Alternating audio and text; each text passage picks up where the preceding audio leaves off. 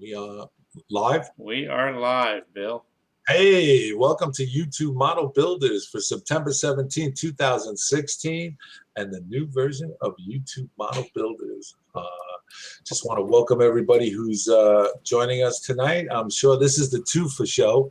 2 for 1. We had an earlier show, a special edition done today at 3 p.m. With John Mitchell and Johnny Reb and Andy Crawford with Kathy Millett, and they were done. It was done earlier today from England, and I think that went off very, very well. Kudos to John and to Andy and to Kathy for doing such a great job on that. And the other thing is tonight the EMAG came out today, so if you guys aren't signed up at YouTubeModelBuilders.com to get our special edition EMAG. It's based on the UP, Union Pacific, and it would be great for you guys to check that out. Also, we have our live hangouts on Tuesdays, every other Tuesday, and our Thursday general night hangout, hosted by my favorite Southern gentleman, Johnny Reb. And tonight's show is going to be a little different. We've been doing a lot of tech talk lately. We've been talking about JMRI. We've been talking about switch machines and where to place them and signals and all that kind of jargon stuff that when these guys clear their throat, I lose them immediately. But tonight we're going to do a little fun thing. We have Bill Beranek, the track planner, who so graciously is going to be with us tonight. And recently there was a slideshow that they did in his club out there where he lives. And then tonight's show is we're going to introduce the F word back into the hobby. Fun. What did you guys? Yeah, I was just wondering there, Bill, what you was talking about. Let's sweep it up out of the gutter, boys. Let's sweep it up out of the gutter. Usually we also have our Q&A, which will be handled tonight by Barry. But tonight's show we're going to do about household items that are presently, right now, this minute, in your house that you can use on your layout. And Mr. Beranek, Bill Beranek, is going to bring that around to us. But before we do that, let's get to our sponsors. The guys who are going to do the giveaways tonight, let's give them a big shout out so you guys know what we're doing and who we're giving it away. And we'll have this open later on to, you guys can put your email addresses in there. All righty, so here's our first giveaway tonight. It's going to be a 4-pack of HO or N-scale oak and pine trees from our good friend Bob Lacey over at Long Shadow Model Trees. So make sure you check out his website, give him a call, get yourself some really fine looking trees for your layout. Are you screen sharing that? Because I don't see it. Yes, I am. Okay, so yeah, that's how it works now, Bill. It's through all right. Our broadcast software that we have to use now. So okay. Go for it, bro. Our next one is Dave's Decals or Models Decals and stuff. You have your choice of 2 sheets of decals. You can visit www.davart.net. Go pick out your decals if you win. And our next one we have here is the ever popular punch plate bridge kit from Central Valley Model Works Incorporated. Is a HO or N scale 150-foot HO scale punch plate bridge. www.cvmw.com. So I'm sure everybody's waiting bated breath to see if they win. Yeah. And then our last giveaway tonight will be from the good folks at highwaysandbyways.com is our road striping kit, the package of vinyl stripes for your model railroad layout. So everybody enjoys that. They've done a really good job on that over there. So hopefully you guys get a chance to win that as well. All right, Bill, back to you.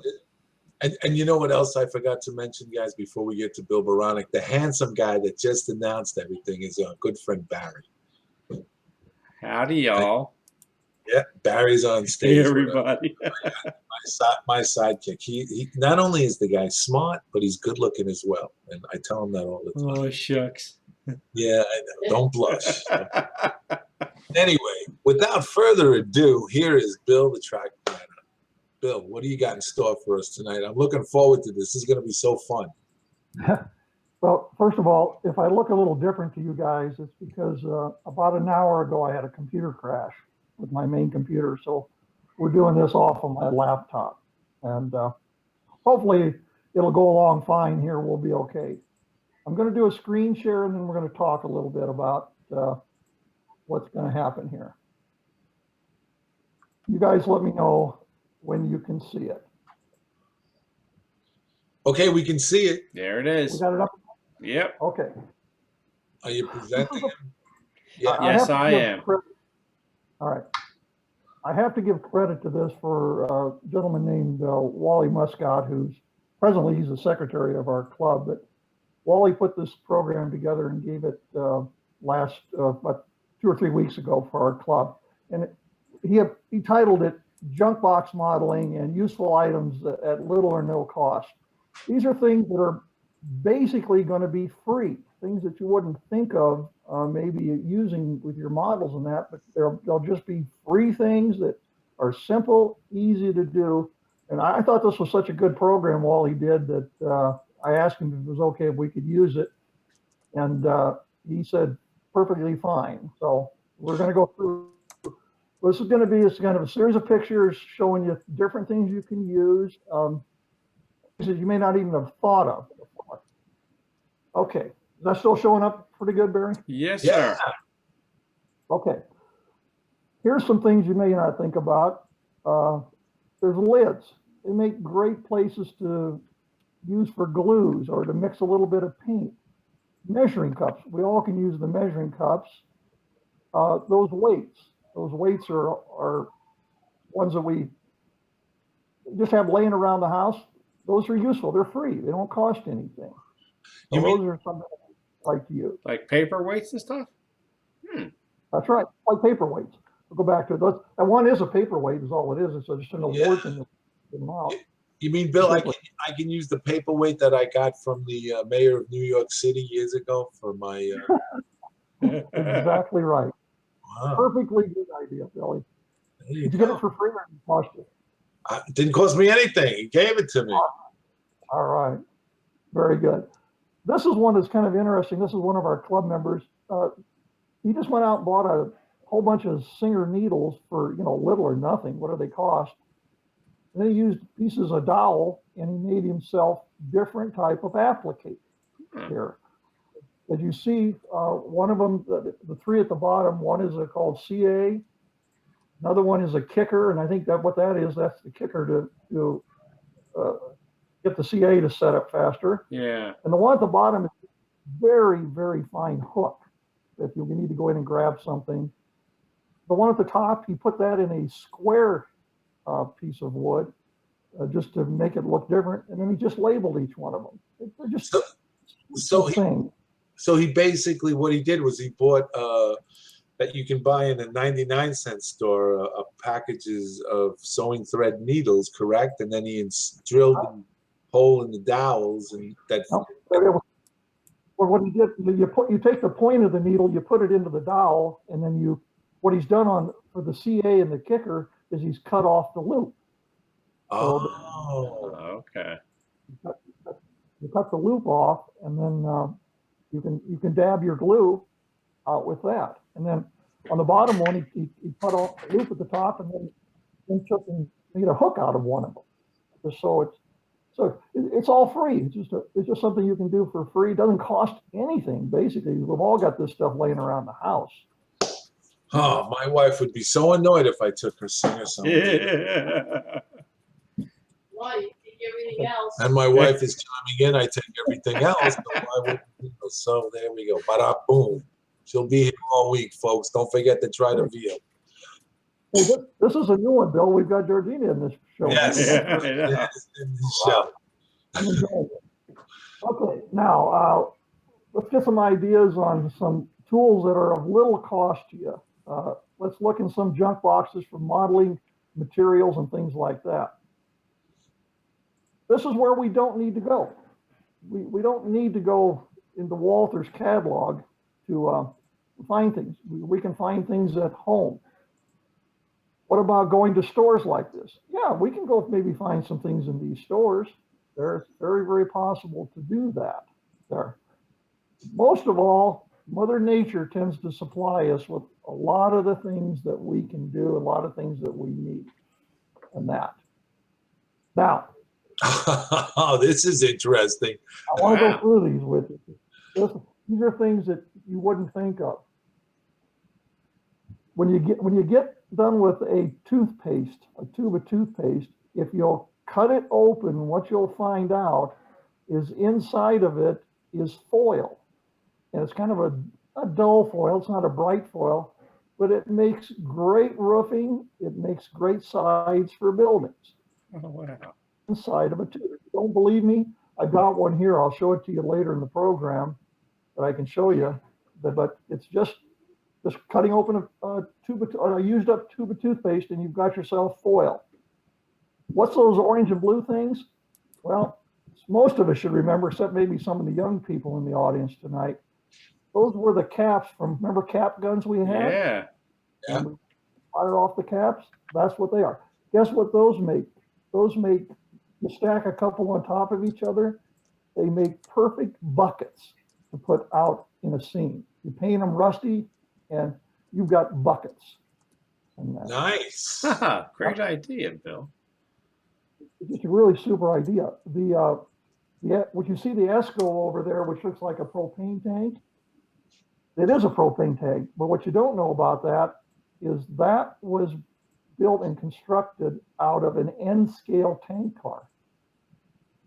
That's what that there. And it's just what it is just a propane tank made from an N-scale tank car to be stuck next to a building somewhere. Very good. Yes, appropriate size. Right. The little pieces that you see on the left side, those are just things that you can find sometimes laying around in your drawers. And that I honestly, I don't know exactly what they came off of, but what they look like now is they look like an oil can. It can be used like an oil can to be dressed up. The foil lids off of a lot of the quick food stuff we eat, you can use that. Use it for a lot of different things. This is all free, except for the N-scale car. But if you're not doing N-scale and you got one, what do you want to do with it? Make a propane tank out of it. I think it's a great That's idea. a grand idea. I like it. Okay, up in the upper left-hand corner, that was just a roll off of a piece of tape. There could have been masking tape, could have been anything. The gentleman cut it down a little bit, put a bunch of boards around it, put a lid on top of it, and now he's got himself a water tank. Nice. That's a good idea. That Yes. truly is a good idea. Basically didn't cost anything to do, and it looks great. The swizzle sticks that you see down there make great signs for buildings and that. I'm sure we don't have any drinkers in the audience tonight, but probably some people, if I said swizzle stick, they wouldn't even know what we're talking about. It's what you would get when somebody would bring you a drink to your table. That the ones on the right, the red ones, those are from Red Lobster. Nice. So if you had a lobster restaurant on your layout, you can use those as part of the signage. Absolutely. This is all free stuff. This is just free stuff that we're talking about. Okay, we've all got a box like the one on the left, just full of junk, just stuff. Yeah. Well, there's a heck of I'm going to show you a really neat picture here a little later of how to use all that stuff and make it really look slick. I'll show you that in a couple slides. In the picture on the bottom right, start thinking about what you can use a lot of that stuff for. We were talking at breakfast the other morning. That black item came off as something. I don't even know what it came off of. That makes a perfect smokestack for the top of a building, or a vent pipe on top of a roof of a Yeah, it building. really would. Yeah, and again, these are all just free stuff, guys. It doesn't cost anything for this. You know, I love free stuff because when it's free, it's for me. I love it. Now, this is a view of a scene on one of the guys' layouts in our club. It's a cave, and what he's done with that cave is it's like a stalagmite cave. When you look inside of it, he has LED lights in there that light up, and there's a light path like you see in some caves. He's put picnic tables inside of the cave. The important part of this cave is the opening to that cave is nothing more than what you go to the fish store and buy the rock like you see down in the bottom picture down there to put in the bottom of a fish tank. Wow. That's fantastic idea. Now that's, Yeah. there's an opening for your cave, and then you simply build around it with your scenery structure, and you've already got your cave door. You don't your cave opening. You don't have to worry about building one. That makes a lot of sense. Yes, it does. For a few dollars, how much could one of those things cost? What $3-4, maybe $5. Yeah. And you got to, and it's already, you just got to mold around it. You got to just mold around. That's That's all you do. fill it with sculpt mold. To the right of that, that's just bark. All that is bark. But if you get the right kind of bark, you can make it look like rocks. If you add some texturing to it, add some plaster to it, you don't have to use real rocks. This is wood there. I know a friend of ours got a layout with that on there. You would think it's rock, and it's just bark is what it is. Okay, here's some basic modeling ideas. This is just going to be some pictures of things that you can use on your own railroad. And that. The one up in the left-hand corner, those 2 pine trees in the front there, those are pine cones. Those are small pine cones cut up and redone and painted and put a little flock on them. Huh. And you take a pine, you make a pine tree out of it. Very interesting. Mm-hmm. got pine. If you see those close up, they really look good. They Yeah. look fine. And you got to live in part of the country where you can go find a pine cone. I understand that, but out here in Colorado, we have a couple pine cones out here. So Yeah. Just a couple. Go to Georgia. You get pine cones the size of tractor tires. That's right. On the lower right-hand corner, those trees that are there, this is a forced perspective. All of those trees are less than 1 inch tall. You can guess that's when right when the pine cones are just fresh and they haven't grown yet. You could use them, yeah. Well, then those are, I don't know if those are necessarily pine trees, but they're very, very small things that have been cut. And it gives a forced perspective like those are a long ways away. Right. Mm-hmm. Here's the one I love. Up in the upper left-hand corner is just a piece of blue board. There's one of what our members did with it in the right-hand corner. Carved the stone wall out of it. And that tractor is there for perspective. Right. That is N-scale tractor. Yeah, you just got to use like a dull pencil or something like that. Isn't that amazing? Yeah. There's a guy in a local train show sells a tool called a tippy. It's basically got a thin wire loop on the end, and his whole shtick is he does stone and block walls like that by laying out the lines of the ruler and just cutting it with the hot tip of the wire, and it turns into that. Well, the gentleman that did this, I'm not 100% sure he said it or someone said it. He said, this is something you can do sitting in your recliner at night watching a football game. Mm-hmm. Doesn't even require a workbench to do it. Depends on whose football game you're watching. And Yeah. That's cool. But if you guys could see this in real life, the finished product, if you didn't pick it up, you would swear that it's cast plaster. Nice. Absolutely swear that is a plaster piece there on it. Now, this is off of one of the layouts of one of my good friends. I'm getting a Facebook toolbar. Your picture's no longer on my screen. Really? I can see it fine on the feed. That's unusual. Okay. All right. Yeah, it's showing up in All the right. live feed on the dashboard, so we're still seeing his slideshow. Okay. Everybody's seeing it. Okay. What you're seeing in the upper left-hand corner is what's called a slash burner for a sawmill. That's made out of going to Hobby Lobby or Michael's or somebody like that and buying a foam Christmas cone decoration. It's just a cone. And all the gentleman did with this is he cut the top of it off. You see them in Hobby Lobby and Michael's, and that they're kind of green colored, and they're for Christmas. And you're supposed to poke all kinds of decorations into them. He took it and simply glued boards to it. Took a piece of window screen, put a screen up on top of it, and he's made a slash burner out of it. Look at that. And yeah, there's a little bit of work to put all the wood on there, but the basic products here, we're talking just, little, if anything, for money. If you went and bought one like that from, say, Campbell or somebody like that, what would they charge you for it? They spend $50, $70 to buy one of those. Yeah. You probably built the whole thing for $3 or $4 maybe. Yeah, and it looks great. Looks great on the layout. What you're seeing in the bottom right picture, excuse me, those are simply limbs cut off of old dead Christmas trees and cleaned up, and they make perfect logs for a layout. Nice. And again, free, completely free. Yeah, that is really, that's some great ideas there.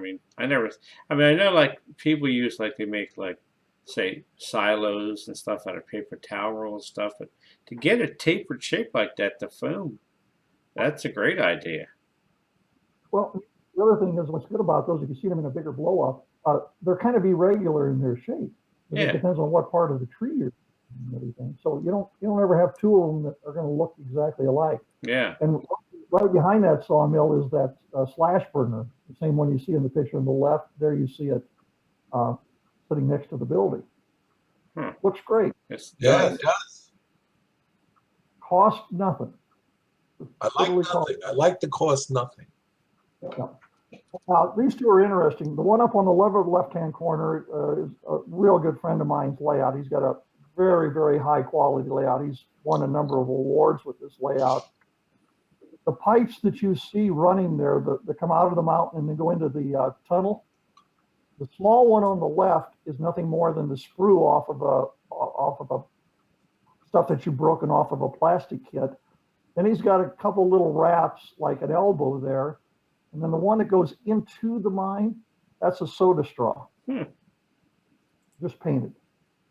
That's all it is. Just a soda straw. And if you see this in real life, it looks so real. And then you say, yeah, that's a pipe coming out of the hill there. It goes in that elbow, and then it goes into a little bigger pipe. Hey, how much is the box of coffee stars?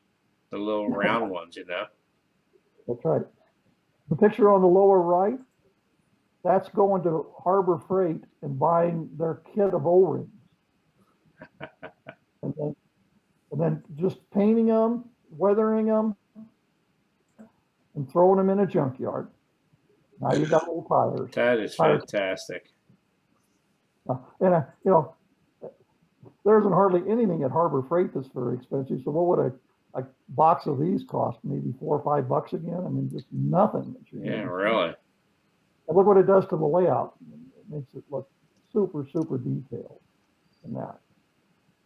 Now, this is, again, a good friend of ours layout, just a gorgeous, gorgeous layout. There's his junkyard. And if you really start looking at all the stuff in there, a lot of that stuff is what was in that junk box that I showed you back earlier, a few slides back. But it's all been rusted and spread around, and it's just stuff, guys. All it is. Yeah, I've seen a few of my friends go buy a box of junk at a train show for a few dollars and be able to turn it into stuff like this. That's right. It makes for a really neat scene on the layout. It does. It's very, your eye is not drawn to the specific stuff that's on there. It's like, again, it's like it's spread about so that your eye sees it and your mind says, oh, it's a junkyard. Yeah. Also, it's a good thing too. Now you see the set of wheels that are on the train wheels. Now, I know a lot of guys switch out, they get box cars and or whatever, and they switch it out from plastic to steel wheels. Those plastic wheels, instead of throwing them out, this is what you can use them for right there. You know, Bill, you read my mind. I was going to say the same thing. Great minds think alike. You know, you can take a flat car and take a scrap piece of track, take the rail off it, Yeah. glue the rails on the flat car, and then put these wheels right on top of the flat car with some chain that you can buy in Hobby Lobby or something. Bobby Yeah. or Michael's or wherever, and rust it up, and there you go. So right in this scene alone is a lot of stuff that can be. Well, if you look at this scene closely, really closely, there's a lot of junk in there that has nothing to do with model railroad. Yes. They're little parts out of a clock, they look like a gear. Yep. They're parts out of. I see a couple things in there come out of car kits. Yeah. And that. Yeah. That's all. Oh, yeah, you could scavenge like plastic car models for like engine pieces, rims, Sure. you name it. Sure. I mean, it's so simple, but it's so effective, I think, when it's done. Now here's a scene on the left off of one of the layouts of one of our club members. Got an old engine just sitting there, just going to rust there. Yeah. Look at the scene on the right. Everything in that scene on the right, we all have that sitting in our Junkbox. Yes, we do. Mm-hmm. Yeah, look at. I never even thought about boxcar doors. Yeah. See that? You see the one on the left? That's what I did with one of my diesel engines. I took the abandoned cement plant, and I put I weathered up one of the diesel engines rusting, and they're scrapping it and cannibalizing it. I opened up the hood of the engine, and they're taking out parts when they need it to work. So that's free, because we all have engine shells laying around. I know we do. Well, and the other thing I think is important with these two pictures is that these scenes take up very little space. We're talking like an index card size area here, but you've made it interesting.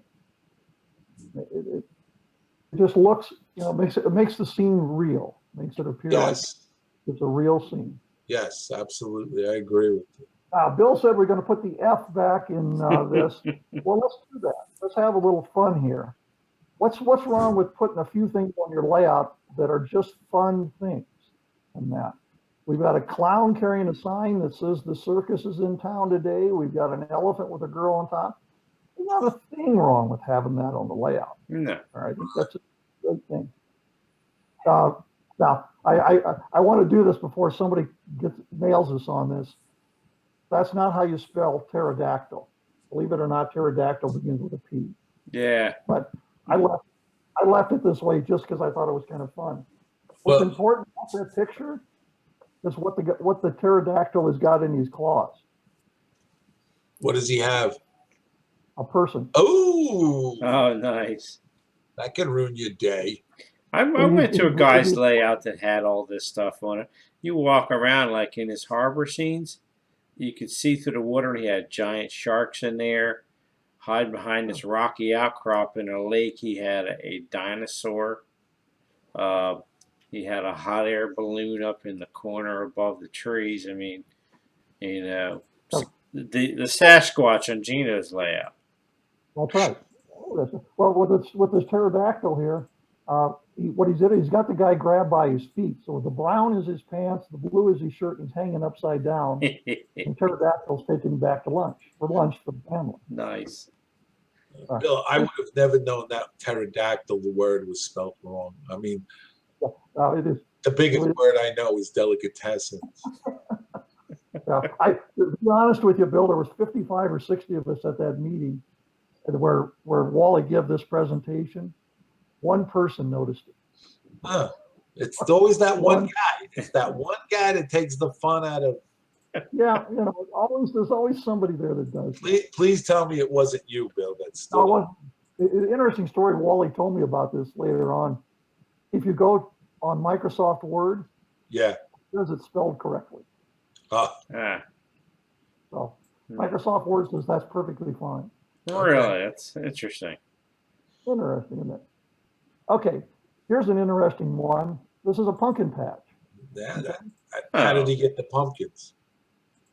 Now, the little pumpkins are just stuff that you can go buy again at Michael's or Hobby Lobby in their craft departments there. The little darker orange ones back there in the middle that are all kind of stacked on top of each other, those are jewelry beads. Oh, very nice. That have simply been painted orange. Hey, That's Bill, all we are. here's a comment from James Adams. He says, "Hi, Bill. The oil drums you showed earlier look like the top portion and nozzle from the old plastic model cement tubes. I've used these before. That's how I know." Yeah, that's All right. interesting. They could be used like oil drums. You're right. That's right. That's exactly right. They can be. No question about it. Bill, before you go on, can we just take a little bit of a break here and go over our what our giveaways are tonight as a midway point here at 10:30 Eastern time? No problem. Give you a chance to moist the vocal cords there with a little water. All right, so let me bring the first one up here, Bill. So tonight's first giveaway is a 4-pack of HO or N scale oak and pine trees from our brother Bob Lacey at Long Shadow Model Trees. Definitely some beautiful stuff he makes there, the trees and his tree armature. So go check him out, folks. And next we have Dave's Decals, models, decals, and stuff. You get your choice of 2 sheets. Just go to www.davart.net for all of your decal needs. And he even does custom work, people. So go check him out. Then we have the ever popular punch plate bridge kit from Central Valley Model Works Incorporated. It is a 150-foot HO or N scale punch plate bridge, as you see in the photograph there. And it's from www.cvmw.com. And our final giveaway tonight is the road striping kit from Highways and Byways Craft Store. You get a package of vinyl stripes for your model railroad. They're fantastic, weather well, and everybody's seen them on Gino's layout before.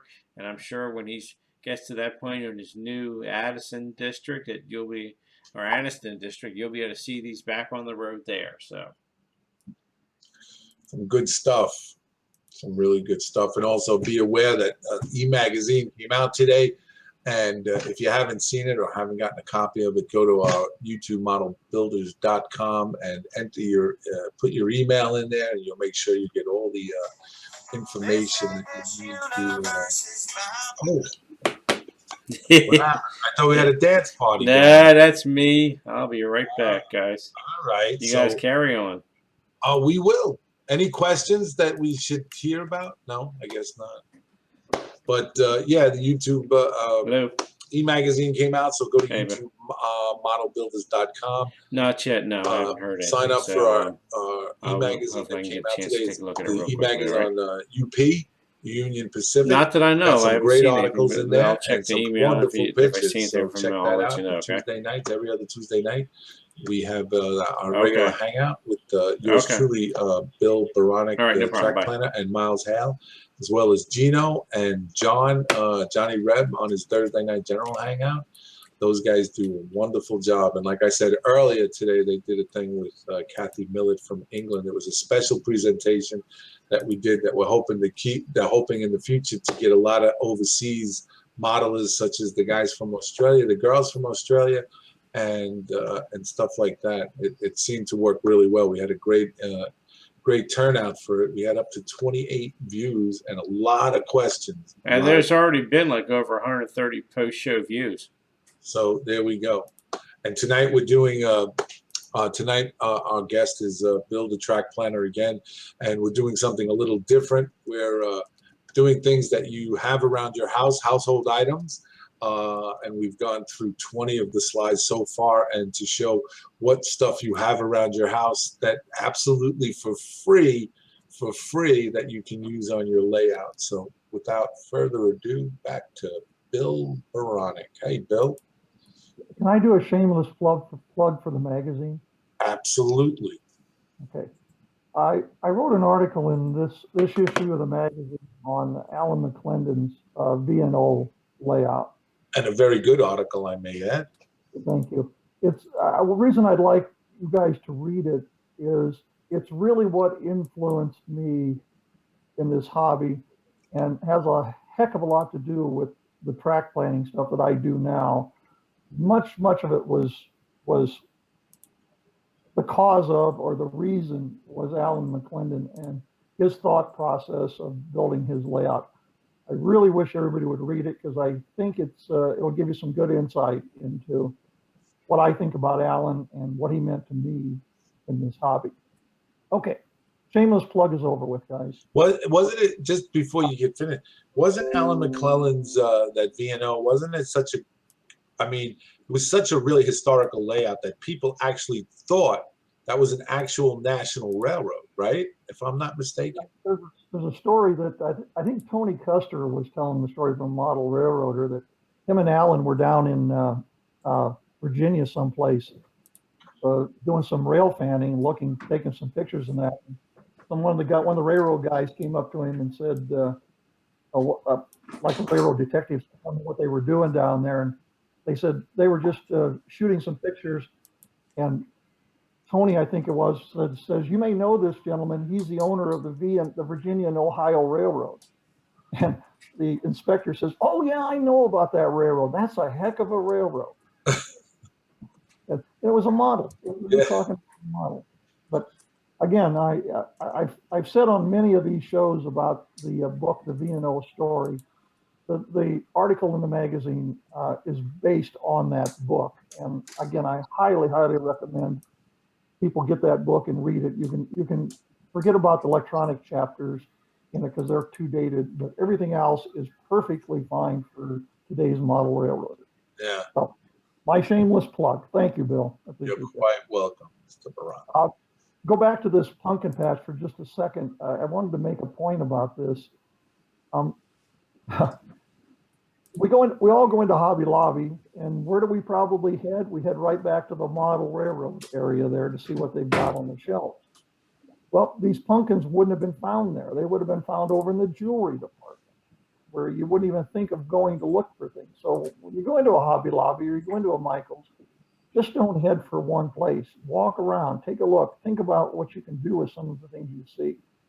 Again, I think this pumpkin patch is just a great example of that. Okay, here's my favorite one, guys. This is on the layout of a good friend of mine, very highly detailed layout, but he has so much fun with this layout, with things he puts on it. Hopefully everybody knows what that is. That's a track mouse. That's a mouse. All it is a mouse. Yeah, it's a trackball mouse. Yeah. Now, trackball mouse. That's all it is. He painted it, put some legs on it, and we got ourselves a spaceship. And then we've got little green men coming out of there. and the little green men are talking to the guy that drove up in the little buggy there, the red buggy. And, this is so simple to do, but it's really effective on the layout. Another story about this gentleman's layout, I don't have a picture of it here, but I think it is so fun. On his layout, he has Mount Rushmore. Really? But the three people on his layout are the Three Stooges. They're the three faces on there. Not four faces, just three faces. Moe, Larry, and Curly. Yep. Larry Curly Moe. I ought to just. Now, you would think this layout is nothing but just a bunch of fun stuff. This gentleman does some very serious modeling. He's a very highly respected modeler. Here's a building that he has. This is on the same layout. One of his very closest friends and this gentleman played in the big band era. They played with a lot of the big bands, played all over it, and that. So they put this building up here called Bennett's Historical District. That trumpet you see there, yeah, that's all of a little small trophy, and it was probably all gold or silver originally. They just painted it, rusted it up, put it out in front of this building. and it looks pretty cool, I think. Yeah, it does. It's a neat idea, and it's important to this gentleman and to Mr. Bennett because they both, were playing in bands for years and years and that. Okay, now we're going to go through and we're going to look at some pictures here. These are some of the fellas that are friends of mine. These are all friends of mine, and they're the ones that contributed a lot of these pictures that you've seen as we're going to go through this and that. Okay, there's a picture of a hand car with just a whole bunch of people on it. They're very simple to do, but that hand car actually did run. I used to run back and forth across that trestle. It was kind of fun to watch it do that. This is what I really like. This looks like a really neat scene that's been painted on the backdrop and everything. Those mountains, the gray ones and the red ones, Yeah. those are simply pictures from posters and calendars. Really? That's really interesting. So what do? He just cut them out and then pasted them on the wall. Pasted them on the wall. Then he took the red one in front is put on probably a little skinny foam board to give it a little three-dimensional look to it. And then in front of that, he painted the backdrop. Yeah. Nice. But those mountains you see in the back, those are just off of a poster or off of a calendar. Is all they are. Free. Again, we're talking Hey, free Ed, here. we got a problem with Doesn't Exchange. cost anything. It's the log drives are Same full. picture, It's just at a not little processing different transaction angle. logs. Looking at it from No one can connect right If you look at it, it's very hard to tell what's a poster, what's a calendar picture. I don't know exactly how to go in here and make it start Well, what is it? processing the A logs. photograph. It does give it depth. I will tell you that. It does. I don't give know it how to depth. make it So start it shows you a way processing that the you logs. can You want me combine to start things rebooting the to email make servers? as Bill says, to make a backdrop have depth to it. Okay, this is Mr. Bennett again. He models in O. He likes to model in O scale, and that. Okay. Birds up there. John always has birds on his buildings. These are all scratch built buildings, by the way. These are not kits. These are things he builds himself. Nice, very nice building. Okay. Now the little Right. Okay. sunburst. But all three servers are That's full. another item that I think was picked up at Hobby Lobby or Michael's or someplace like that. Okay. It's something he found. He says, "Hey, that'll look good on the building." Yeah. Looks fine. Looks great. Here's Puckett's buckets. Right. Okay. Well, if you want to advertise your buckets, why don't you put them up on your facade? Yeah. Okay. Well, that's what we You got did. That's what Puckett's buckets did. This is John Bennett's scratch. Alrighty, I'll let you know then. For his layout. All right. Thanks. Bye. There. And just a different way of thinking about using stuff laying around again. These are actually scratch built. These are just all built out of junk and pieces laying around there, and they look great on the layout. They look very detailed. It's like something you would buy out of a kit. It's just stuff that's been mixed together, put together. Again, junk. But we out here in Colorado, I guess they maybe all over the country, we call them junk box models. Is what we call them. Right. Now these are 2 engines. Neither of these run, but these are, again, this is Mr. Bennett again. He just put these together with spare parts there and puts them on his layout, photographs them. Hey, Bill, it's Barry. I just spoke to Ed. This stuff. There's some adds issue a little going on with character the mailbox server, to the so layout. I'm going to be rebooting I one think and these are patching just it really and see if unique that things to brings do. the issue to a close, all right? Now these actually I'll run. keep you These in are the all loop what's going kit on, all right? bashed, scratch Bye. built. These run. All of these actually have motors in them and would run on the layout. But the bodies that you see and all the details you see on them is all scratch built stuff. That is amazing. That is really good looking models. Good. Yeah. Well, if you take a look at the green one up there, there's a propane. It's like a propane tank on top of there. Yeah. And to really appreciate some of these models, you actually have to live in Colorado. You've had to go up into the mountains where all the narrow gauge stuff was, and you see some of this stuff. Right.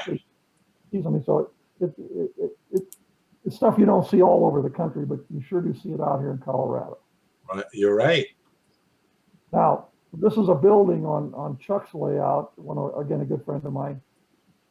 He has a roof for it. It's not because he doesn't have a roof, but if you take the roof off, there's just stuff in there. It's just stuff that was laying in the junk box. Chuck went ahead, put it in there, and now we've got an interior in this building. All right. Again, this is just using stuff laying around there. This is John Bennett's again. There we're back to that sunburst you see again. But those little posters on the walls. Yeah, I think John cut those. He told me where he cut those out of, and I'll be darned if I can remember where he got them at. But this is again, if you kind of really look at that picture, there's a lot of stuff going on inside that building. And it's just, John's really good at taking small little structures and making them really look detailed. Again, this is scratch built, guys. This is nothing you go buy. He just built this himself. Yeah. If you look back in the upper left-hand corner, you'll see the clown and the girl on top of the elephant again, which was in an earlier picture that I showed you there. Oh yeah. Okay. So we wanted to have audience participation when we were doing this at our club. So Wally put this little page in there saying, hey, I'd like to have you send me ideas on stuff you've used on your layout. I'd like to say here, after this program's over, and it'll be over with here fairly quickly now, if people want to comment on stuff they've used, I think we all love to hear about it. On that. Well, I kind of stole something, but I kind of like used it. It was in September's issue of Model Train Hobbyist magazine. Ken Patterson did coal loads out of expanding foam. Right. Exactly. Mostly $4 for the can and the idea. So if you guys want to see that, go to it's a free magazine. You don't have to subscribe to Trainmaster TV. It's free. Just go to Hobbyist Magazine and look for Ken Patterson's tip on how to do cold loads on with foam, expanding foam. Pretty good stuff. This was done by one of our Thursday morning breakfast crew that we have. We meet every Thursday morning. This again was built just with junk laying around. Just stuff, an old boxcar and stuff he was finding in these junk boxes. The reason I'm showing you this picture is not that it's necessarily super unique, but it is kind of neat how he just used a bunch of stuff. It's the next picture after this that I think really is the cool part of this. I need to tell you a story about this before we go to the next picture. This was brought to breakfast on Thursday morning. We eat at breakfast at a Panera's every Thursday morning. Rick brought this in. We looked at it. We thought it was kind of cool, so we decided to take a picture of it. There, maybe put it in this program. Here's what Rick brought with it, so we could take the picture. That's just the cover box off of a Walther's kit. Is all that is. But Matt, doesn't that give that Sure. Completely different perspective? Sure, it does. Now you can see through the boxcar. You see the guys back there running the forklift and that. And again, that's just the front cover of a Walther's kit box. Yeah, very good. Very good. It's a simple thing to do there. And then what you see the smoke coming up out of there down in the lower right-hand corner, that's a barrel. They're burning stuff in it there. Rick's got this hooked up so that flickers and lights up. So there's actually a little action there on that. But again, how did he get that flame to look like a flame? Well, it sits in the bottom of that bucket, and it's just an LED that flashes. Oh, okay. You can buy them for little or nothing. They're not expensive to buy. And I think what Rick does, he hooks it up to maybe a 1.5 volt battery or something, and it sits there and flickers. And that, again, just simple things to do. Okay, we're getting to the end here. I wanted to throw this in because John Bennett, who you've seen some of his other buildings in this picture, he was at the Chama Yard in Chama, New Mexico, which is down on the New Mexico-Colorado border, narrow gauge railroad. This is an actual car that is sitting on a siding in the Chama yard there. And if you look at the wheels and that, I mean, this is, we talked about this at our Thursday morning breakfast one time. This would be a heck of a model to model and build. And that, this is the kind of stuff, guys, you find on a narrow gauge layout, on narrow gauge railroads up here in the mountains. They'd use anything as long as it ran. They didn't care what it was, they'd use it. So we've all had some arguments as to what car that is. We've had everything from Chryslers, DeSotos, Chevys, Oldsmobiles. Nobody's quite sure what it is there, but that's a real live thing. That's not a model. Oh, that was a real actual real car. Oh, okay. That does exist. That's sitting up there on a siding in Chama Yard in New Mexico. There. Okay, that's the end. Yeah. I did that under an hour. That was pretty good. Yeah, that was excellent. I mean, that really was a good portion of a lot of good stuff that was that you can see. I mean, I'm curious as again with the inner tube. You said you had a little toothpaste tube on hand. Is that yeah? Did you open it up? You can unscreen this because we're seeing. In here. No, that's all right. There you go. Okay, you can see me back again. Yes, I can. All right. I can. This proves it, guys. This is ultra bright whitening toothpaste. Okay. Right. There's the inside of it. Right. So it's yeah. So you can use it for siding or roofing. It can be used for siding. It can be used for roofing. It can be used for anything. But that's what you get in the inside of a toothpaste container. Just remember to clean out the toothpaste. Just remember to clean out the reason I have this is we were discussing this at breakfast, and I dummy me, I come up and I said, I wonder if the new toothpaste containers have that, or if they've done something else inside of them. So someone sacrificed a tube of toothpaste to find this out. For the sake of science. For the sake of science, we now know that there's still foil inside of them. There. Yes. So someone forsaken the tube of toothpaste for model railroading. That's not bad. That's good. It's very good. It was a very interesting thing, Bill, and I think that we sometimes overlook the essentials that are around our house and think that we have to spend money to make our layouts look really, really nice when we have all that stuff, or practically some of the stuff, not all of it, but at least some of the stuff. And it just takes a little initiative and a little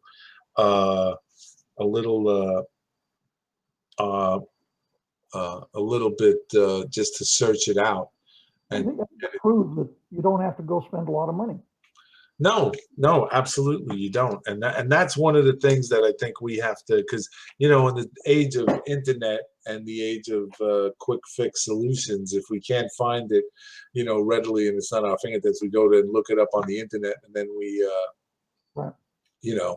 We tend to buy it when in actuality, and that's where your modeling skills come in handy, because now you got to think outside the box. Now you got to take yourself out of the comfort zone and say, okay, how do I apply this? I got this stuff here. How can I make this work? And I'm that guy. I mean, I'm not that guy where I'm proficient modeler, but I'm that guy that takes, like I'll go to train shows, and I've said this before, and I'll go buy those broken down pieces of equipment, and that guys are selling for $1. I'll buy a whole bunch of them, and I'll take them home, and I'll cannibalize them, and I'll put them in and separate them in boxes, and then I'll say, hey, I can do this, I don't know if it was on Ken Patterson's show or one of the other shows, but one of those guys bought those super, super inexpensive, I think it was lifelike plastic cars, and that they don't have interiors in them. They really aren't that great looking, but he put heat on them. He bent them. He rusted them up. He put them in a junkyard. They look great. It looked absolutely great. No detail or anything, but they didn't need detail. It was just the overall view of the scene that I always thought was neat. Yeah, sometimes that's all you need. Sometimes you need to fill a scene on your layout or on a diorama that you may be doing, and all you need to do is just fill it. And those things come in handy. You know, people like, oh, it looks too plastic, it looks this, but all it takes is a little bit of spray paint, a little bit of weathering powder, and you got yourself a rusted. That's what happened with one of the cabooses I had. I had a toy-like caboose, and it was ribbed like it was an old wooden caboose. And all I did was stain it with some stain and alcohol and Indian ink, rubbed it, dirtied it, and one of the guys on the thing said, "Man, I'd love to have that on my layout." And I sent it to him, and he says it looks great on it. But all it is just a little imagination and a little, you know. I talked did I tell you earlier today, Bill, about the train I seen over on the layout yesterday that had the rails on it, the welded rail? No. I'm going to do a story on this if I can get the gentleman that owns it to let me do it. That might be a big if. I was over at a layout yesterday, and the gentleman says, "Let me show you what's new." He had a custom train built. All of us, I think, have seen around the country these trains they put together where they've got hundreds of feet of welded rail, and they're all sitting on flat cars. Yes. And there's multiple pieces of rail on the flat cars, and they move on there because the train has to move. They slip and they slide around. Well, the gentleman turns on the lights on his layout, and he says, "You need to see this. Here's a train with 17 flat cars that are all custom built with the racks to hold the rails, and then it's being pulled by 3 Burlington Northern SDs or Burlington BNSF engines that are, I think they're probably SD70s or something like that, or AC44s. I don't know really. But anyway, the point of this story is this train was, not counting the engines, a little over 17 feet long. The rail that was on these cars was HO scale, custom built for this gentleman, and each piece of rail was 16 real feet long. Really? And what scale was this? HO scale. He had it specially made. A company made it for him. There was HO scale rail, code 83 rail, done in plastic. Each piece was 16 feet long. Wow. And then he laced this into these cars, the 17 or 18 car train there, and there's 40 to 50 pieces of rail on this train. And this train runs on his layout, and that rail slips and moves as you go around corners. Really? And it's, again, each little piece is 16 feet long, guys. You know, I asked him how he got it, how he got it shipped to him after it was made. He says it came in a box coiled, and he says the material it was made out of doesn't have any memory. And he says as soon as he took it out of the box, it just went like a spring, opened up and went perfectly straight. Yeah. Really? I know I brought this up before. My previous job was with the New York City Transit Authority as a motorman, and I worked on miscellaneous equipment. And I worked on jobs where we had it's called the CWT. It's continuous welded train, and we would have these rails on this train, and we would spoon them out. We would pull them out. I would operate the diesel, and then on the radio and have the foreman tell me when to move. So they'd pull these out, and as they would drop, the track workers would come behind them and put them on the plates and nail them into the ties. But it's a fascinating thing because when you pull it out, you actually see this piece of rail that weighs about 75 to 100 pounds per square foot, and it's like waving, and they're like very, very like you're actually, you know, the guy the track foreman instructs you, do not move this train any faster than 2 miles an hour because that thing like springs around, and it's like you know, it's a dangerous situation. So Well, I asked him, I says, every one of those flat cars have to be running perfectly. Wheels can't be too tight. Everything has to go. This layout is a mountain type layout. They run up through about a 2.2% grades, through tunnels, through bridges and everything. And that I told him, I says, those cars have got to be almost perfect. Well, he told me that he ran the train on the layout for almost a month with nothing in them to make sure that those cars all operated correctly. And I think what really happened, then you start putting in 16 feet of HO scale plastic track into there. It actually weighted them down a little bit and made them even track slightly better, I think is what happened. oh, I'm sure it did. I'm sure it did. I've seen a lot of things in my 40 years, but that was something I had never seen before. That's what's amazing about this hobby is that some, you know, like you said, you 40 years and then you see something like this, and it always truly amazing that people, guys and gals, you know, they come up with something unique and different, you know, and how they see it, and they want to model it. I think sometimes what happens in the model, in, you know, like we've been having these discussions on the Hangouts about prototypical modeling. I think that what happens with us sometimes is we get a little bit intimidated on some of the things we see, and we say, well, we can't model that because that's a little too difficult to do, you know. But like you just said, this gentleman did the you know, was welded rail train and work train, and you can do it. It's only limited by what we can and cannot do. If we say we can't do it, obviously we won't do it. But if we say let's try it, you know. Well, the reason I wanted to show those pictures from those friends of mine is every picture you've seen there of every layout that you've seen there, there's not a prototypical layout in any of those pictures. Those are just railroads that were designed out of those guys' imagination. Really? There's nothing prototypical about any one of those layouts that you've seen pictures from there. They're all just stuff. Most of those guys aren't even operators. They build the layouts to build the scenes on there. They don't even operate the layouts in that. And they're some of the best layouts in this part of the country where I live. A couple of those are some of the finest layouts you're going to see anywhere. That's pretty amazing that they don't that they build them to build those scenes. You know, that's pretty. Yeah, well, what they are, it's well, we talk about this a lot at breakfast. The guys that I eat breakfast with, most of them are, you know, they've passed 70 quite a while ago. Let's put it that way. And what they are modelers who happen to model in the railroad area. They would be great modelers no matter what they model. It doesn't have to be anything to do with railroading.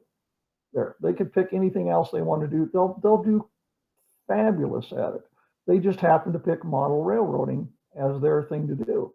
And one of the things we talk about is we said the hobby used to be full of railroad modelers. Now the hobby is mostly taken over by model railroaders. Explain that. A railroad modeler is someone who sees something and wants to build it. It doesn't want to go buy it. Doesn't want to spend the money. All that stuff I showed you in those pictures, you know, again, those guys didn't spend hardly any money doing that, and those things look great. They're modelers. They want to create something. They want to build something. They just don't want to go buy it, slap it together, and stick it on their layout. Now, you would think for me, because I'm so operations oriented, that they, you know, we wouldn't have the same interest. We really do, because we both appreciate the differences that we have in this hobby. Yeah. The gentleman that did this program, he has a very, very small layout in one corner of his basement, but he does wharf scenes. there. And layout operates. It doesn't, not in our, but he's got some of the nicest buildings on that layout you'll see anywhere. And most of them are scratch built. There. He sees a picture and he builds it. Yeah, that seems like it's pretty good. For most of you guys out there who are wondering where Barry is on a phone call because Barry is on call with his company. He's a tech supervisor and he is on call, and apparently there's some sort of situation that needed his attention. But with that said, what I'd like to do is tell you that we have the HO scale long shadow trees, I believe the 4 pine trees, that Mr. Bob Lacey is giving away this Saturday night. Also, we have Dave's decals, where if you win, you will get 2 sheets, any 2 sheets that are on his website, and he also does custom work on decals. So if you're interested in building your layout and you want some custom name or a custom decal, I mean, your custom name would be your name that you came up with, but if you want a custom decal that is for your railroad, you can go to him at davesart.net. And then we have Highways and Byways, our good friend John Howard. He's giving away the HO scale or N scale. He's also, if you go to his website, he's also into N scale, Z scale now. So new Z scale model is out there. We haven't ran into anybody in the Hangouts yet on Z scale, but if you're out there, by all means, check out his stuff. But he'll be giving away his road decal striping kit, which has been used extensively, and we keep going back to Gino because Gino loves it, and it weather's nice, and it's really good. And then the final giveaway is the 150-foot girder, the plate girder bridge, and that's got Central Mono Valley. They're giving away HO and N scale. So anybody who wins that, right now, I've been informed through the text from Barry that the giveaway page has been opened, and the password is Utah, lowercase letters, Utah, the state of Utah, UTAH, Utah. So if you guys want to put in the password, enter your email address. Please do not enter more than 1 email address because the website will pick it up. And I mean, the thing that's in the giveaway thing will pick up the multiple emails from the same address, and it will kick it out, and you'll be unavailable to win the prize. And so go ahead. The giveaway page has been activated. The password is Utah, UTAH. Feel free to jump in there and put your password in there and your email, and let's get this party started so we can get that all done. And does this prove, Bill, that Barry can multitask? I'm sorry? Does this prove that Barry can multitask? Absolutely, absolutely. Barry, he's an absolute genius when it comes You might want to inform them that the reason we're not answering any questions is because we can't see them. Yes, on the new YouTube thing, I am not privy to the questions as I was before, where we would fill this time with Barry not being available to us.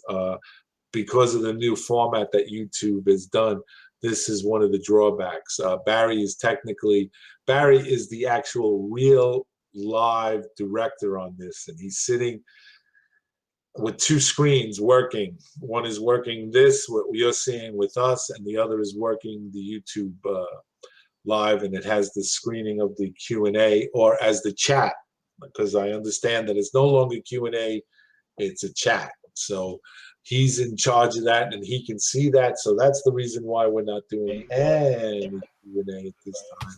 It's no longer Q&A, it's a chat. And now John has jumped in, and he can see that. So that's the reason why we're not doing any Q&A. I jumped in to be your eyes on the Q&A. Very good. Well, let me see if I can get this doubling out here. I jumped in to be your eyes on the Q&A. Okay.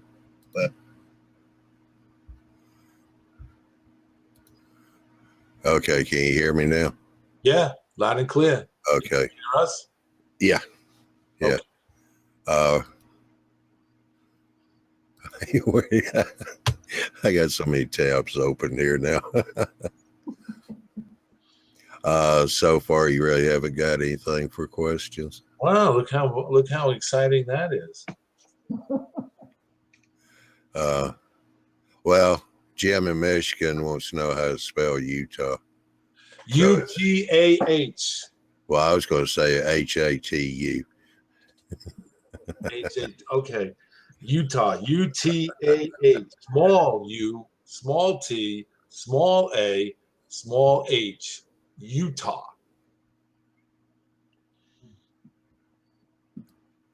Yeah, I can't do anything else other than just. Well, what you can do is you can tell me about how Johnny's layout's coming along. Oh, John's layout. Hmm. We are pretty much finished with the bench work. I had just a few things to do till I got a couple one bys just to put on the face of it. We're fixing to start putting the foam down. Get that done. Get the fascia on it, and then we'll start laying the track. He's got to be a little excited, isn't he? Oh yeah, yeah, yeah. He's starting to begin to see, how this thing's, go to work. Did you get the peninsula built and everything? Oh yeah, yeah. It's all built. Take some It's pictures all up. sometime. I had, I don't know if you remember, there was a storage door that we did a lift out over, Right. in front of. Except I never paid any attention to the doorknob until we went to install the lift out and it didn't fit. Doorknob got in the way. Yeah, the doorknob got in the way, and putting the foam on top of that, because 2-inch foam, that was going to be really interesting. And Yeah. so what they did was they had a guy come over, a friend of theirs that does woodworking and all. And actually, he just took the door off, turned it upside down, and put it back on again. Perfect. That's American ingenuity, man, at its best. Yeah. What a conversation piece that is when people walk into that room. Well, he probably won't even really notice that thing, but goes about it's just short of 4 feet tall, because the wall in that room is 4 feet tall, and then the ceiling slopes up where it follows the same slope as the roof. But yeah, it's coming on along. I'm back to we spent 4 days or 4.5 days, putting it all up. And the layout part, the bench work, we got all that put up. Mike's dad was real happy because we used pretty close to probably about 90% of all the old table work that went around from the beginning where you first walk in the layout. It went all the way around the wall to where the other end was, where the peninsula started to come out. So Good.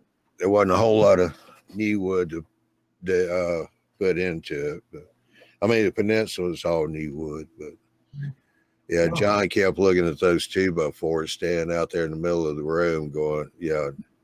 I said, "What's wrong, John?" He said, nothing.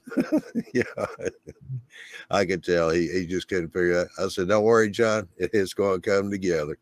Well, You're going to see it." well, you're going to have a busy winter then, aren't you, working? Oh yeah, yeah. That'll be great. That'll be fantastic. I'm glad his patience is holding up. Yeah, it's coming together. Yes. I left an order for some more 2-inch foam to do the peninsula with, because I can take all the old foam and recover, all that old bench work. Just cut it down to fit it. So I got foam to cover that. Well, we got the giveaway the giveaway page is still open. The passcode is Utah, UTAH, Utah, the state of Utah. So please feel free. We have 17 people who have entered so far. Phil Wyman, what's the best way to add lines rivet to a PCV water tank? And I'm getting this through Andrew's feeding me the questions. What is the best way to add lines and rivets to a PVC water tank? Well, the one that I showed in the picture there was actually just a paper tube, and they put the wood on the outside of it and then made a wooden lid for it. But I think that was HO scale, and we had this discussion at breakfast the other morning about adding bolts and nuts and detail to wood and that. And the consensus of these guys, who again are very high quality modelers, in HO scale, it didn't make a heck of a lot of sense. But if you're building a water tank, or you're building something in O scale or a bridge, it makes a lot of sense to add the bolts and that to it. But on a piece of PVC, I would do the same thing as I showed you in that picture on the program. You'll apply strips of wood to the outside of the PVC. Right. Is just your skeleton. That's all it is. Yeah, it's just your base that you're using that, and then you're gluing the wood on it. Yeah. Wood on it. Punch tool might work good for the rivets, wouldn't you think, Bill? Yeah, the punch tools are okay. What I've seen some of the guys do is use that, then they've taken a light stain and just put the stain on, wiped it off. The stain stays in those little holes. Yeah. And it doesn't necessarily look like bolts or that, but it doesn't look like nail holes. That's for sure. Yeah.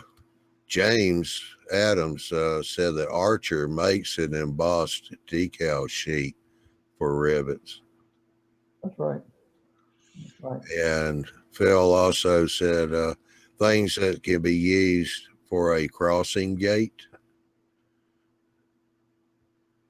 Well, I would think that using for crossing gates can be wooden stirrers, coffee stirrers that you can stain and highlight. Wooden dowel, not wooden dowels, but square blocks that you can find in the hobby shops and in Michael's and stuff like that. Yeah, Phil put down here he meant steel water tank. So a modern water tank, if you use a PVC pipe. yeah, then good question. I know that Phil models in HO, and the punch thing may work. I don't know. That's a good question, man. I don't know. The Jim Adams that's answering some of those questions. Jim and I are good friends. Jimmy builds layouts. He builds a lot of models. He could probably come up with that answer for us. I'm sure with the PVC you can what is it, northeast? Do you want it to look corrugated, or you just want it to put the rivet? Yeah, that's exactly the thing. What do you want it to look like?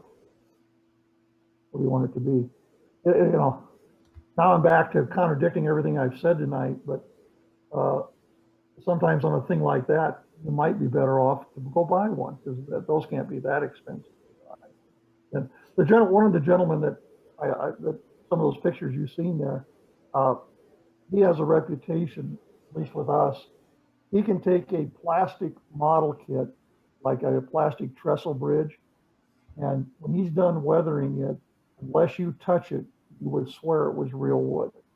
That's how good he is at taking plastic and making it look like it's real.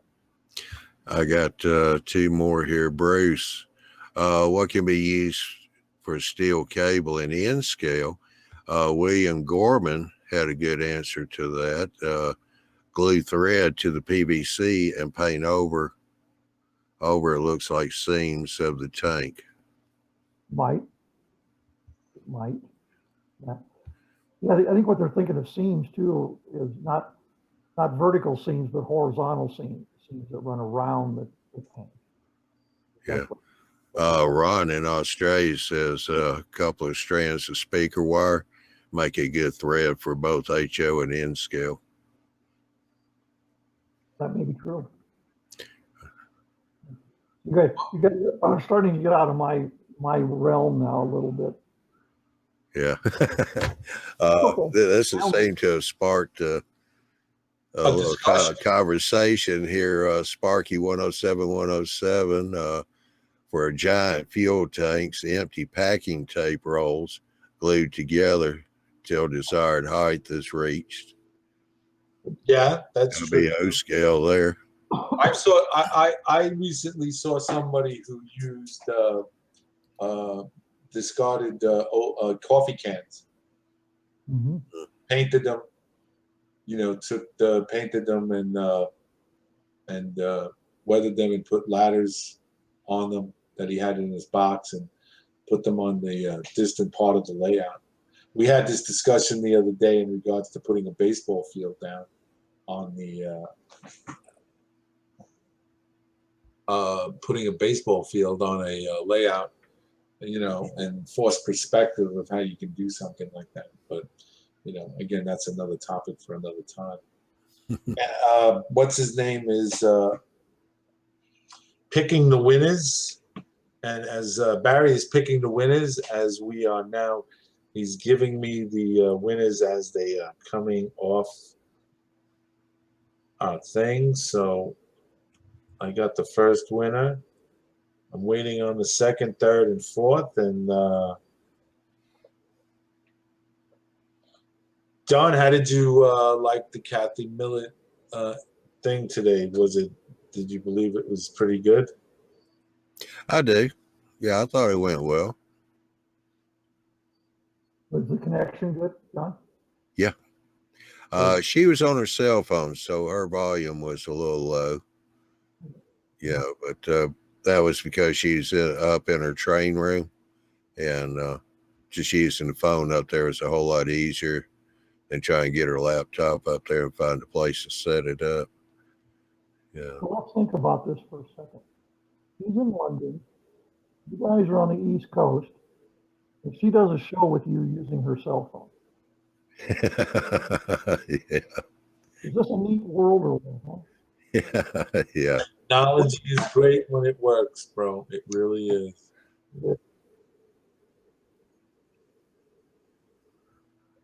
Okay, my man, go right ahead. You gave me the first two. I didn't announce them. So if you want to do all four, go right ahead.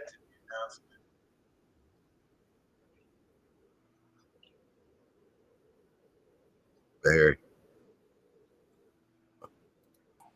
There we go, John. Remember to unmute everything. Yeah. Thanks, John. It's new. So our first giveaway is a 4-pack of HL or N scale oak and pine trees from Long Shadow Model Trees. Goes to John Dilly. So congratulations to John Dilly. Our giveaway number 2 is Dave's Decals. Your choice of 2 sheets of decals from www.davart.net. Giveaway number 2 goes to Alan Clypass. And then we do giveaway number 3 is the Central Valley Model Works 150-foot punch plate bridge kit. And giveaway number 3 goes to our buddy Jim Ross, Jimmy from Michigan. And giveaway number 4 from the road striping kit from Highways and Byways, that goes to Timothy Wayman. So there are 4 winners tonight. Timothy Wayman. W-A-Y-M-A-N. W-A-Y-M-A-N. Yep. So, to repeat, John Dilly won the 4 trees. Congratulations, John. I will be sending you an email shortly, and your complete home address so that I can pass it on to Bob Lacey. Alan Kleinpass won Dave's decals. I will be sending him. Alan, I'll be sending Dave your email address, and he'll be in touch with you on how to go about claiming your prize. Jim Ross, I will definitely be sending Jeff and Heather at CMV your address, and they will they most likely have it on file because you're a frequent flyer over there at CMV. And Timothy Wayman, the H&B, I would definitely pass your email on to John Howard, and he will be in touch, or I will email you and for your complete name and address. As always, guys, I want to thank you very much for being a part of tonight's show on YouTube Model Builders Live for September 17, 2016. John, especially thank you for jumping in with this new format.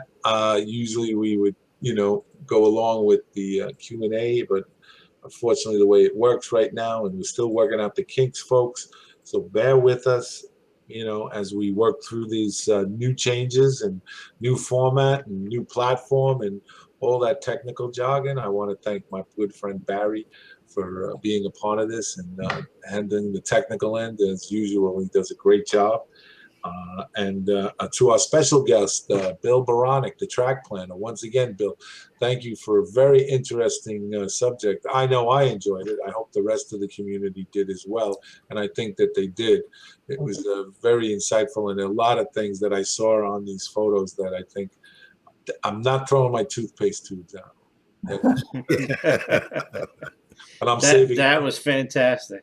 And I'm saving every cap off everything I get to do. It's another thing too. I'm sitting here and I'm thinking, we all have one of these in our houses. All of us use these. We drink them. The one thing you got to do is you just got to cut it off right about there, and you got yourself a little thing where you could put your paint or dye or something, and you could put if you want to clean brushes. Bill, that's fantastic. I know what you're thinking, Barry. You're saying to yourself, not only is Bill smart, but he's good looking too. Absolutely, brother. It happens to me all the time. So with that said, I want to thank the giveaway people. I want to thank the winners for participating. I especially want to thank the community for bearing with us and being a part of this whole adventure that we're on in this new phase of YouTube community and the YouTube Model Builders. Again, the email came out. It's out there. Sign up at YouTubeModelBuilders.com. Get your email sent right to your doorstep, right to your thing where you can have your morning coffee in the morning. Instead of reading all the bad news that's out there, read some good stuff. Also, we got the Hangouts. We got Barry, you're coming up this Tuesday. Am I correct? Yes, sir. Well, I don't know that Mike's going to be there because he's in transition to moving to Dallas, and that's his first day of work. So I'll be, usually it's Mike and Andy and me and maybe Chris Haley, so I'll get Andy and Chris in. And we'll be discussing signal placement. I'm finalizing some diagrams in Jammeride to show you how and where to place signals on a layout. And then if I get the sensors all working properly, I'll show you what happens to the sensors when block occupancy works and what it does to the signals. But that at least give everybody an idea what a passing sign looks like, what mainline traffic signals look like, and I'm doing a junction/interchange to show you how the complex signals in an interlocking like that. So should be interesting. And that's going to be this Saturday. No, this Tuesday. On the 20th of September. Yes, sir. 9 p.m. Central Time, 10 p.m. Eastern Standard Time. You got it, buddy. Okay, and in some parts of China, we don't know, and we really don't care. Okay, there we go. Bill, these double headers are a little rough, aren't they? No, they're pretty interesting. I kind of like them. I like it kind of gives us a little bit more input. I like this European flavor. Would I recommend that we do this every month? No, I would not. But I'm looking forward to exploring it. I think that in the new year, as we finish out, we're already up on September 17th. The weather's starting to change, and I know that you guys are going to start heading to the layout rooms and start pulling the plastic off and start modeling and getting trains. I know I am here. Just to give you an update on this end, the South Brooklyn Railroad, we've been cleaning track this whole week and getting ready to do operations. We're sorting and matching the cars, the rolling stock to the card system that I have in place, and hopefully in the next couple of, hopefully by the end of this month, we'll have an operation, and I'll do a video and put it on my channel. But other than that, I think these were really good. I think the Kathy Millett show today, in my personal opinion, was spot on. If you guys haven't seen it, go check it out. I thought it was really good. I think John did a great job of moderating, and I think Andy on the technical end, on the directing end, I think he did a fabulous job. And like as Bill said just now, she did it on her iPhone, and they were coming from Georgia and Tennessee and shooting it from England, and England back to all of us here in the States, and we watched it. And we had a lot of international people on. We had some people from Britain, Australia that were watching it. So it was a success. It was. And I'm spending way too much time on this. And that said, I want to thank all of you guys out there. I want to thank Barry, John, and especially Bill Beranek, the track planner, for his time, for coming in. Just to give you a background story on, I'll make it real brief and I'll make it brilliant. I reached out to a lot of people to be on this show Saturday night, and bowling season has started officially this night all over the United States. So Oh, wow. everybody I reached out to, bowling was a priority, and which I'm grateful, but it just seemed a little ironic that everybody I called was like, I'd love to be on it, but my bowling league starts that night. So so Mr. Beranek called up for something in regards to what was happening in YouTube Model Builders community. I mentioned to him I didn't have a guest, and he was like, hey, I'll be your guest. So thank you very much. Absolutely. Thank you, Bill. Thank you very much. It was great, greatly appreciated. And again, clutch, and always a pleasure to have you on the show, Bill. Well, we need to thank my friend Wally Muscat because he provided the show. Yes. Thank you, Wally. A big shout out to Wally Muscat out there in Colorado. Thank you, Wally, for your sharing that. It was a very good screen share, and all the photos and great innovative ideas. Thank you so much. With that said, we will bid you a fond farewell. You guys take care. Have a great rest of your weekend. Have a great tomorrow. And remember, we'll see you on the radio. Take care and God bless, guys. Bye-bye. Good night, y'all.